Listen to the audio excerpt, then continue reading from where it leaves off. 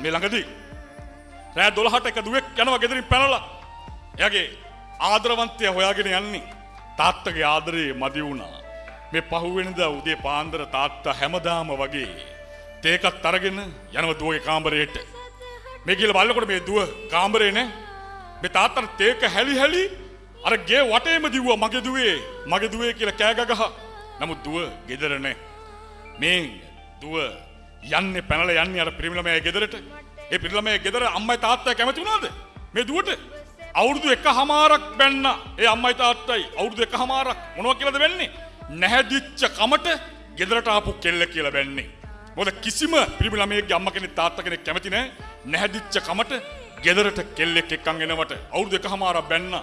තාත්තගෙන් කෑම එකක් ඉල්ලන්න කලින් මේ දුවට කෑමකට කෑම දෙකක් ලැබුණේ. අද කන්න නැහැ. අද කෑම එකක් ඉල්ලනකොට ආදරවන්තයාගෙන් ලැබුණේ කණේ පාරක්. අවුරුදු 1කමාරක් ගත වෙනකොට පුංචි දරුවෙකුත් හම්බ වෙලා. ඒ පුංචි දරුවට දෙන්න අද කිරිනේ. කිරි පැකට්ටක් ගන්න සල්ලි නෑ. මතක් වෙනවා තාත්තා එකින් එකට කිරි පැකට් ගෙනල්ලා දුන්න විදිහ මේ දුවට. මට මතක් කියලා ගන්න ඔයා ගෙදරට කෝල් එකක්. මේ කෝල් එක ආන්සර් කරන්නේ තාත්තා. මේ තාත්තා හැබැයි වචනයක්වත් කතා කරන්නේ නැහැ. මේ දුව අඬන සද්දය අහගෙන ඉන්නවා. අහගෙන ඉඳලා ඒ තාත්තා ෆෝන් එක කට් කරලා දැම්මා. උදේ පැය 3-4ක් යනකොට අර ගෙදර මිදුලේ ඇවිල්ලා වාහනයක් නවත්තන සද්දේ මේ දුවට ඇහුණා. මේ දුවට ඇහෙනවා අර ගෙදර ඉස්සරහ දොර ගාවින් ඒ දුව ජීවිතේ අහපු ලස්සනම වචනේ ඇහෙනවා, ලස්සනම කටහඬක්. ඒ තමයි තාත්තා කෑ ගහනවා ඇහෙනවා.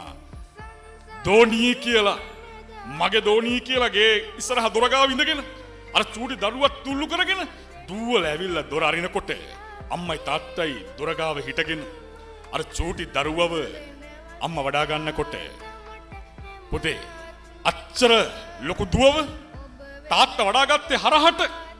තාත්තා වඩාගෙන කිව්වේ පුතේ උඹ මට තාමත් බරක් නෙවෙයි කියලා.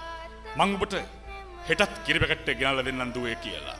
පුතේ හිතන්න කවුරුවත් ගාව අඬන්න කැමති නැති සද්දන්ත යෝධයෙක් ඉන්නෝ ගෙදර මං වෙනුවෙන් අඬන්න බලාගෙන. අද දුවලා ගෙදරින් පැනලා ගියාම පුතේ තාත්තලා පොලිසියට ඇවිල්ලා පිස්සු වල්ලෝ වගේ දුවන්නේ.